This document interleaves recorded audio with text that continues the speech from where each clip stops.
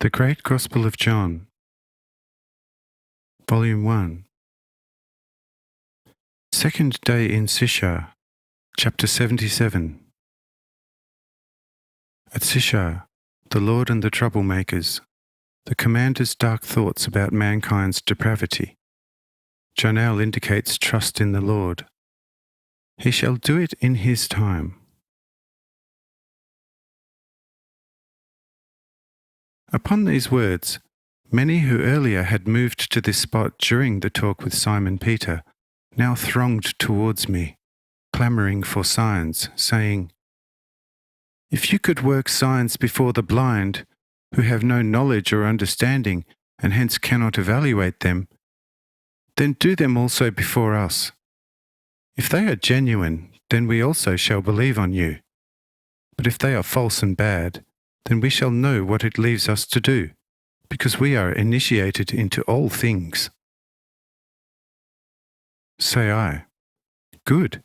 If you are initiated into all things, why do you need signs?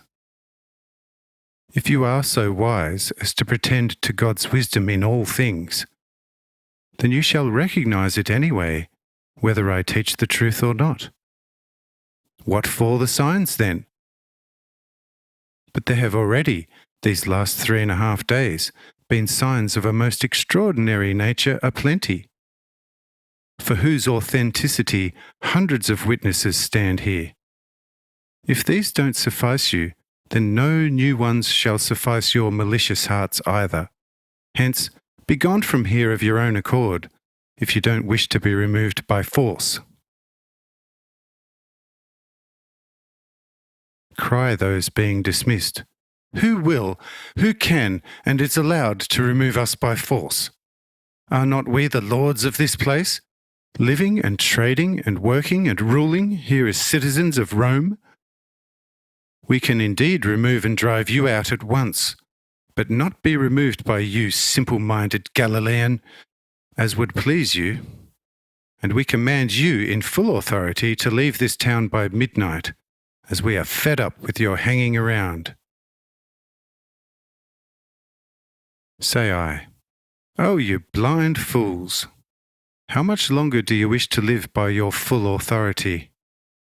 It would cost me only one thought, and you and the fullness of your authority are dust. Hence return to your houses, or the place you stand on shall swallow you." At that moment the earth cleaves open at their feet, with smoke and flames billowing forth. Seeing this, the blasphemers wail, "Woe unto us! We are lost, having sinned against Elijah." With such howling they take off, and the gap closes. But we quietly move into Joram's house.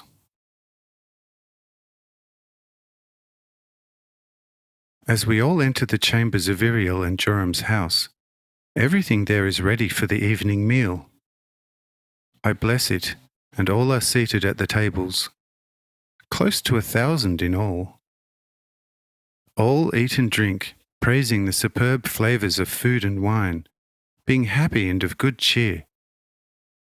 Only the commander, who had escorted us from the previous place with his wife and some deputies, was gloomy and ate and drank little.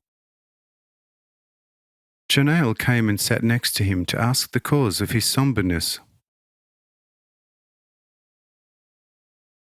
The commander sighed deeply, saying, "Noble and wise friend, how can one be cheerful if one finds nearly all of mankind 1,000 times too bad for even the lowest hell, if there be one? Where 2 hungry wolves find a bone and start a furious fight, one understands. Firstly, they are wolves, animals without reason, natural machines driven by powerful natural needs to satiate themselves. And secondly, they are devoid of accountability, like a swollen stream unable to prevent destruction of everything nearby on account of its vast water mass. But here are people who by their own witness command all levels of education and wisdom. yet are more evil than all wolves, tigers, hyenas, lions, and bears. They demand all consideration towards themselves, but don't want to give the least of it to fellow man. Say, friend, are these also humans? Do they deserve any mercy? No, say I, 1,000 times no. Just wait, you barbarians. I shall kindle you a light that you won't know ever again whether you are coming or going. Says Jonel, but what will you do? If you bump them off, you shall make enemies elsewhere. These shall inform on you in Rome, where you may get into ill repute and possibly suffer expulsion to Scythia. Hence leave revenge exclusively to the Lord, and be assured that he shall find the exact measure for this people. Read the story of my people, and it will show you to a hair's breadth how the Lord at all times punished their sins most severely and often relentlessly. And I tell you, the Lord of heaven and earth is unchangeably the same as he was from eternity. He is long-suffering, full of greatest patience, and never leaves the nation without teachers and signs from above. But the people beware once his patience runs thin. Once he swings the rod, he does not relent until all the nation's limbs are broken and the bones tenderized like thin mush. Whatever you would accomplish here with only much dangerous effort, he can do with his most feeble thought. But so long as the Lord himself is minded of tolerating such people, we shall not lay hands on them. You surely have seen how easy it was for the Lord to split the earth in front of the villains, and make smoke and fire to go forth from the gaping cleft.